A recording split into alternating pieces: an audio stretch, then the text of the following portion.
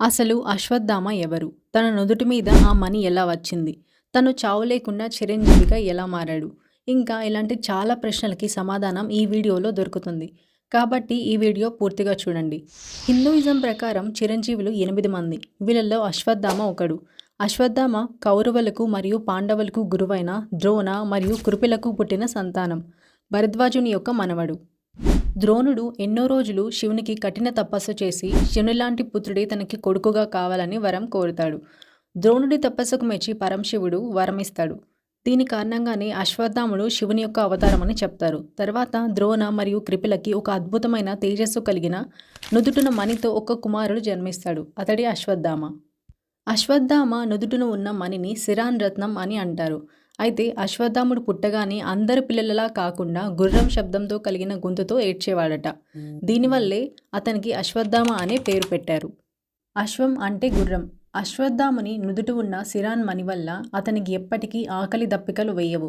అలానే తను ఎప్పటికీ యవ్వనంగా ఉండేలా చావు లేకుండా కాపాడుతుంది. అశ్వత్థాముని తండ్రి అయిన ద్రోణుడు ఎంత గొప్ప జ్ఞాని అయినా ఎన్నో విద్యలు వచ్చినా ఏ రోజు తన విద్య ద్వారా డబ్బు సంపాదించాలనుకోలేదు. తను పేదరికంతోనే జీవనం సాగించేవాడు.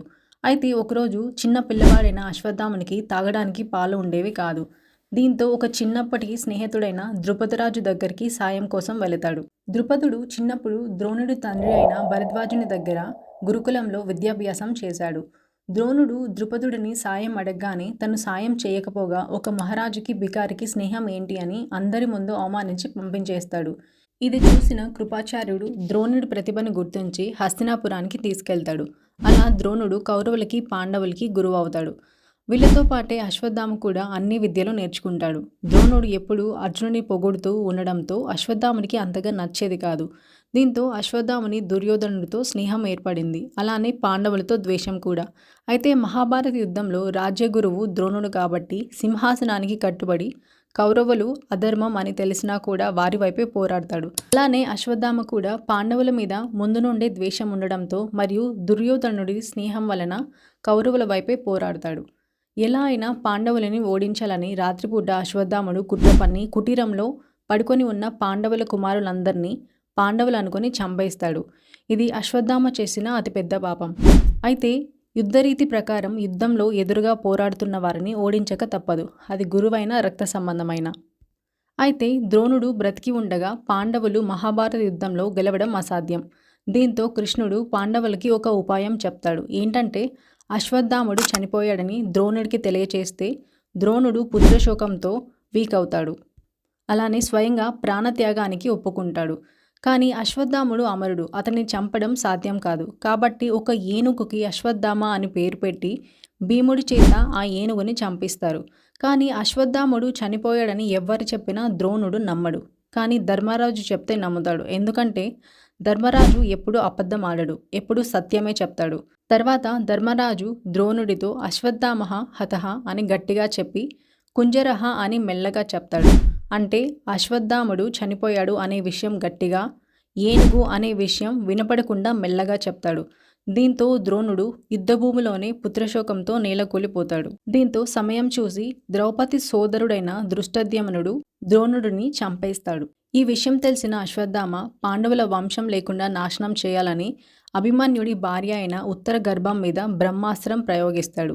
ఇంకా పుట్టని గర్భంలో ఉన్న పిండం మీద ఇంత క్రూరంగా బ్రహ్మాస్త్రం ప్రయోగించడంతో కృష్ణుడి ఆగ్రహానికి గురయ్యి అశ్వత్థామునికి కలికాలమంతా ఈ గాయాలతో శరీరం కుళ్ళిపోయినా కూడా నీకు చావు రాదు, బ్రతకలేక చావు కోసం పరితపిస్తూ జీవిస్తావని అతను నుదుటి మీద ఉన్న మణిని తీసేసుకుని చావు కోసం నువ్వు ఎంత ఎదురు చూసినా కూడా నీకు చావు రాదని శపిస్తాడు. ఆ మణి సహాయంతోనే ఉత్తర గర్భంలో ఉన్న శిశువుకి తిరిగి ప్రాణం పోస్తాడు శ్రీకృష్ణుడు. కాబట్టి అశ్వత్థాముడు ఇప్పటికీ బ్రతికి ఉన్నాడని గుప్తేశ్వర్ మహాదేవ్ టెంపుల్లో ఇంకా రోజు తెల్లవారుజామునే శివునికి పూజలు చేస్తూ ఉంటాడని అక్కడి జనాలు చెప్తారు. ఒకప్పటి రాజైన పృథ్వీరాజ్ చౌహాన్ ఒక రోజు అడవిలో 12 అడుగులున్న వృద్ధుడిని చూస్తాడు. అయితే అతను నుదుటి మీద మరియు ఒళ్ళంతా గాయాలతో ఉంటాడు. పృథ్వీరాజ్ చౌహాన్కి ఆయుర్వేదం గురించి మంచి జ్ఞానం ఉండడంతో ఆ వృద్ధుడికి గాయాలకు కొన్ని లేపనాలు రాసి వెళ్ళిపోతాడు. మళ్ళీ ఒకరోజు వచ్చి చూస్తే అతని గాయాలు ఏమాత్రం తగ్గకుండా అలానే ఉంటాయి. ఆ వృద్ధుడు ఎవరో కాదు, అశ్వత్థాముడే.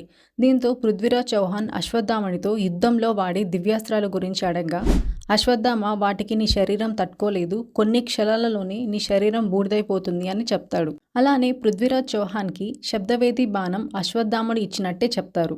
ఈ విషయం 1192లో పృథ్వీరాజ్ రసోలో చెప్పబడింది. ఈ వీడియో మీద మీ అభిప్రాయం ఏంటో కమెంట్ చేయండి. అలానే ఈ వీడియో నచ్చినట్టయితే ఖచ్చితంగా లైక్ చేయండి. అలానే ఈ ఛానల్ని సబ్స్క్రైబ్ చేసుకోండి. Thank you for watching.